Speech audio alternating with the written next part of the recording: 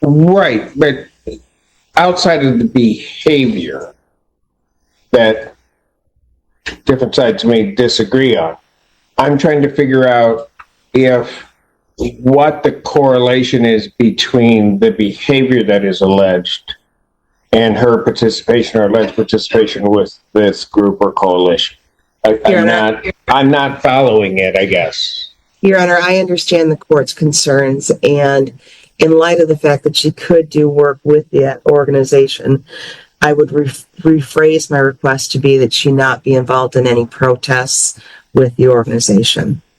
Judge, we're not coming to camp. Hold on before you go, because I'm sure you got... That Leela is facing significant legal hurdles. She's agreed to a plea bargain, but the court could still impose a sentence far beyond what was originally agreed upon. The possibility of a lengthy prison term hangs in the balance. This case highlights the complex legal system and the tough decisions that individuals... All right. This is an arraignment on two charges. One, resisting and obstructing or assaulting a police officer, and a charge of carry along of trespass. Counsel, do you wish a formal reading of the complaint, or do you... Thank you. Respectfully, Judge, I'd ask the court to waive the formal reading of the complaint. Ms. Lewis understands the charges before her and will stand mute to both counts. All right. Defendant, having waived formal reading, standing mute. Court will enter a not guilty plea as to both counts. I will set this for a probable cause conference, and typically, as you know, our practice, we set the probable cause conference and then the exam comes along, so I won't be giving you an exam date. But I guess here's my question. I currently have other matters that are set for exam February 12th, correct?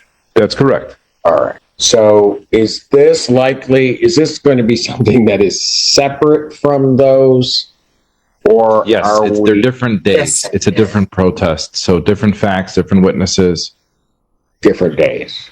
It's still the same, essentially the same witnesses. It's the U of M police department. But there are separate facts and separate dates. Separate officers even. There? I don't know.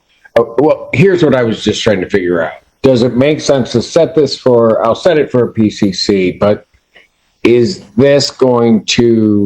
it likely that this would end up on the 12th or not? I don't think we'll have an exam on the 12th for this particular case, not with as many co-defendants as we have on the other case. I think that exam will run for, quite a while, just because there's 5 or 6 co-defendants. I'm aware of it, but what I'm saying is it going to make sense because of the nature of the activities to put them all together? I'm not so much concerned about the witnesses, but one of the things I'm concerned about is Ms. Lewis coming here. She'd have to come for a PCC on this, then come back for the exam on the other matter. And I just, I'm just looking to try to make it as convenient as I can for everyone. But, if nobody wants to do that, I won't. On the 12th. Pardon? We'll waive the 21-day rule, set the PCC on the 12th. That way the other... That's a special date that I've set for the exam, because I've got, I think, 8 co-defendants, so... I'm at your discretion, Your Honor. Well, I can just set this in the normal course, but I don't know if that inconveniences everyone in terms of doing it. That's all I was trying to do.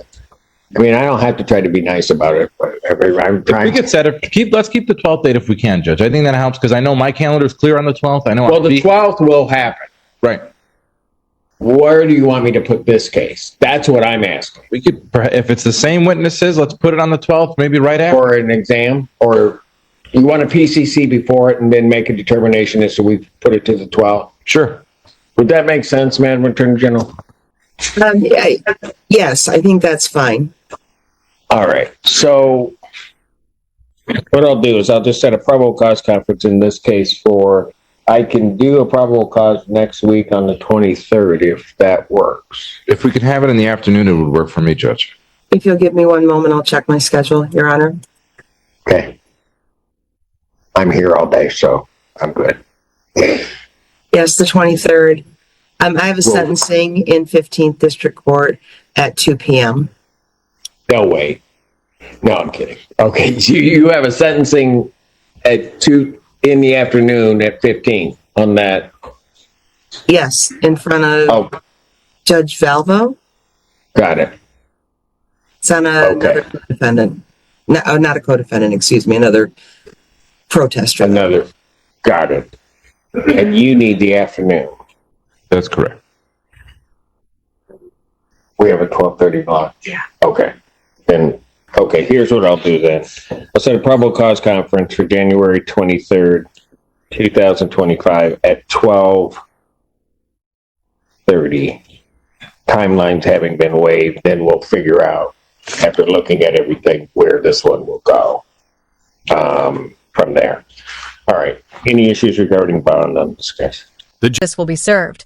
The court is now reviewing the case, and the defendant, Leela Ray, is presented with an option for deferred adjudication. The state recommends a 5-year term with a few conditions, such as completing 120 hours of community service, undergoing a treatment evaluation, and possibly being evaluated for felony drug court. She not have any contact with the University of Michigan's properties or any of the University of Michigan property or students except as necessary for medical care. We're asking that she refrain from any assaultive conduct. We're asking that she not have any contact with the Tahrir Coalition, which is an organization. I'm sorry? Tahrir, Tahrir Coalition. Okay. And that she not have any contact with Alice Elliott or Josiah Walker.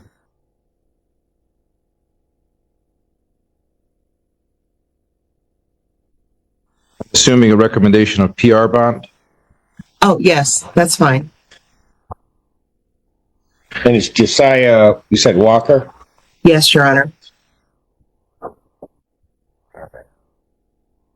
Counsel, any Yes. response to the condition request? We don't object to personal recognizance bond, Judge. Ms. Lewis obviously has ties to the community and substantial support as evidence in the courtroom. I do have a strong objection to any prior restraint to this coalition or organizing or being a member or associated with the Tahrir Coalition. I don't know what the Tahrir Coalition is. It, according to the Attorney General in my conversation with her, she says it's a group that protests. Well, I don't think that the court rule 6.106 has any condition that would impose a prior restraint when it comes to bond. It's a Well, that's not true, counsel. I mean, I heard this argument when I was reviewing the bond condition.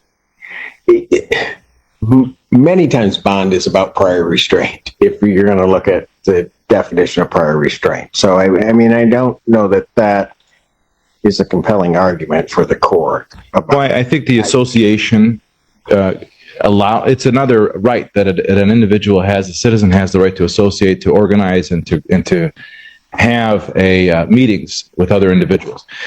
This coalition, whatever the coalition stands for, does, or whatever activity they do, I don't think it's necessary as a condition of her bond. I think that it becomes an imposition that is not, it's a set of standards that doesn't happen in any other case.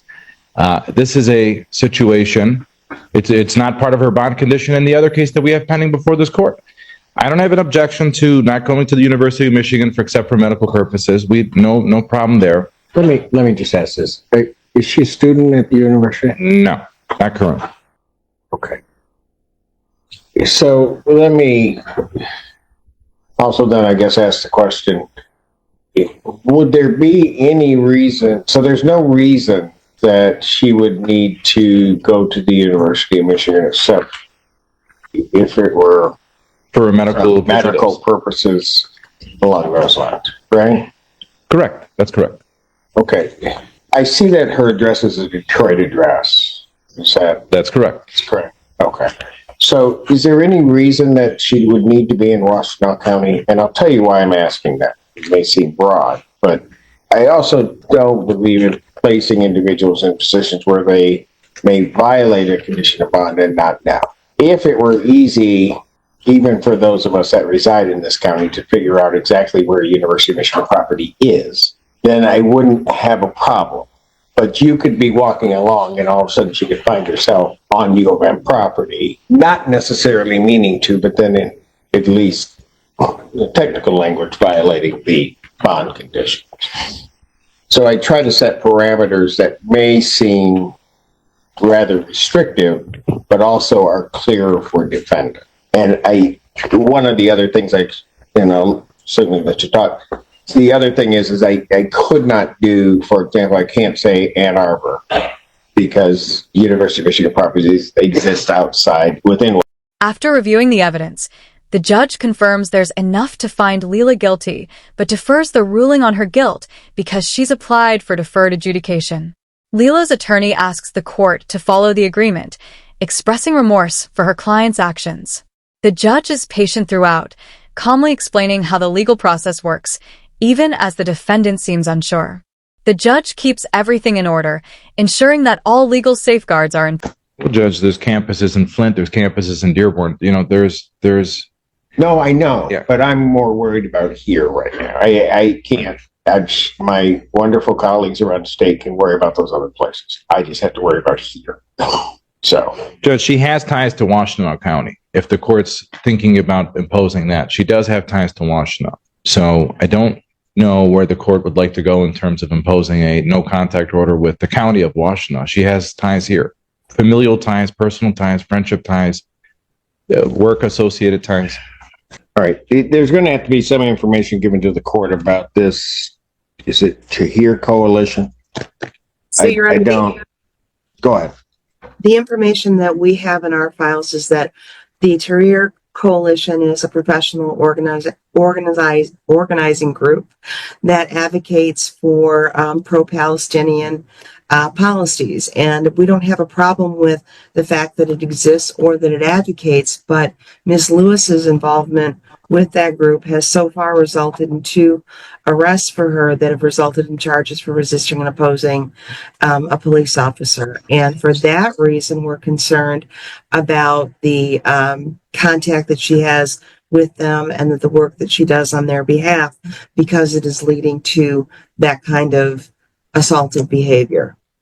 Judge, But are you indicating that her connection to the group, that she somehow is causing others in the group to act in a certain way, or that by her being part of the group, she's now acting in a certain way? I guess I'm unclear as to that. Sure, Your Honor. I don't know if the group is causing her or if she's causing the members of the group to behave the way that they're behaving. But at the last case, a juvenile was arrested for resisting and opposing as well. We elected not to charge her, but there was a juvenile that was involved in this particular protest. She was sort of the ringleader. She was the one that had the loudspeaker. She spoke over the officer who was trying to get the people to disperse and put down signs that they had that had pointed edges on the sticks. And then she resisted the police officers when they went to arrest her. So our position on it is, I don't know if she's the cause or if she's caused, but either way, she's behaving inappropriately. If she was just speaking, no problem. Right, but outside of the behavior that different sides may disagree on, I'm trying to figure out what the correlation is between the behavior that is alleged and her participation or alleged participation with this group or coalition. I'm not following it, I guess.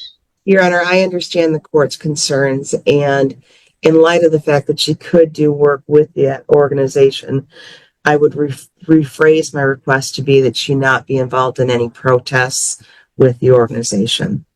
Judge, we're not coming to camp. Hold on before you go, because I'm sure you've got a lot to say on that. I do.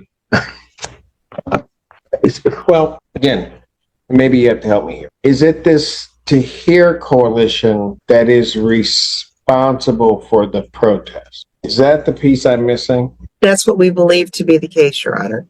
Okay. And so, again, so that I'm clear, that the Tahir Coalition is alleged, or at least thought to be responsible for the protest. And so you want to restrict this individual's participation with her daughter's care and her past employment. Leela explains that her daughter, who has juvenile arthritis, is being cared for by her grandmother in Houston and that her mother works at a hospital. Leela has a high school education and completed hours at cosmetology school. She briefly worked at a job earlier in the year.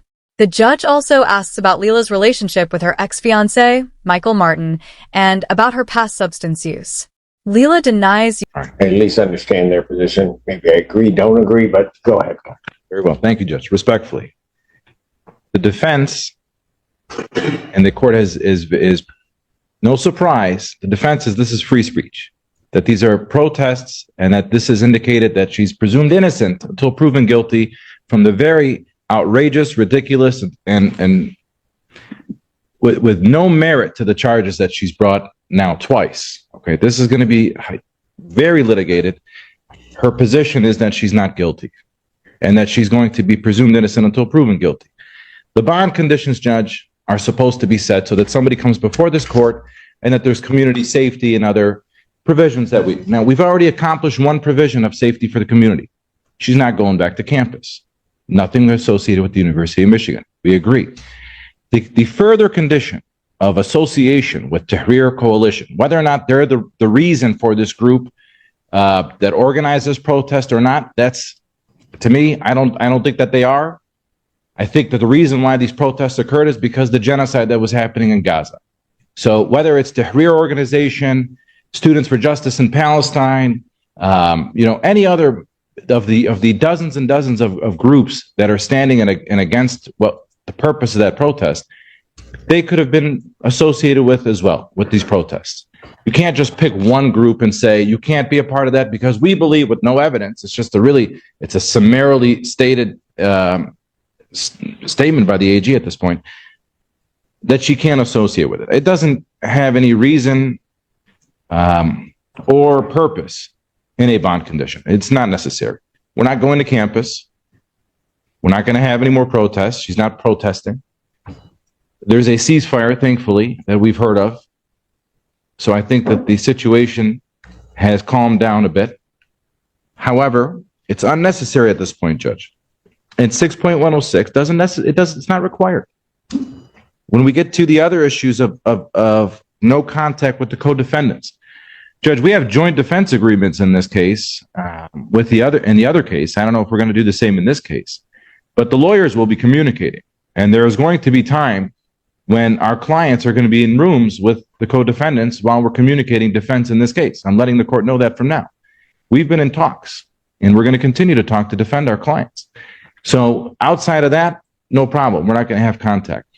But I just want to make the court aware that there are joint defenses in this case. I understand that, and I don't think that court's order would in any way be interpreted to cover the scenario that you're indicating. Thank you, Judge. I mean, I don't think it could. So that's is the importance of honesty in the process, warning that if she tests positive for meth after being honest about her situation, there will be serious consequences. The judge emphasizes the stakes, Leela's future, and the opportunity to be there for her daughter. She's currently associating with someone who has a criminal record and parole violations, which complicates. Bang the gavel just to make the noise drown out the nonsense. Your Honor, I didn't hear the last thing that the court said. I'm sorry. I said, was there anything else from either side? No, Your Honor. All right. I will indicate that I'll set the defendant's bond at a $10,000 personal or cognizance bond. She's not to leave the state of Michigan without permission of the court. She's not to commit any crimes, she is not to commit any crimes. She's immediately notify the court of any change of address. She is not to use any illegal substances. She is not to purchase, possess, or any firearms, ammunition, or anything fashioned to be a weapon. I think that it's too broad regarding the request. Well, there are two real issues here. One being the Tahrir Coalition. Without more, this court would have some concern with restricting someone from talking to a particular group. I am not familiar with the Tahrir Coalition, but if, for example, that coalition, and again, I don't know, if they have certain different arms of that coalition that do different things, and she might be involved with the humanitarian effort within that, and it would seem improper for the court to stop her from being able to engage in that. So, and so without knowing more, I am going to decline to put a prohibition on the defendant that she could not have contact with the To Hear Coalition. By the same token, as I kind of was signaling and would indicate, that except for court-related proceedings and other things, I am going to indicate that the defendant is not to be in Washtenaw County. I don't see a basis or need for her to be here. She has to visit friends. She has to make certain other arrangements that will. Counsel, you may want to. Judge, Counsel, you may want to mute when if she's stuck. I just wanted to. I'm sorry. Go ahead. You can finish your question. Judge, I need to approach, but I don't know how we're going to accomplish that with the AG on Zoom. Because I'm the master of Zoom, and we will. If I may approach, Your Honor. Pardon? Oh, you need to let go. Oh, I did. I just okay. I need to approach. Just